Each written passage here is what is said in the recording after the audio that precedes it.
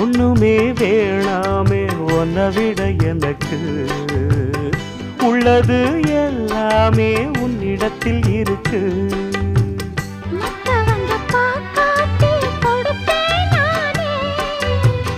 இப்ப இங்க ஆடேது ரகசியம்தானே.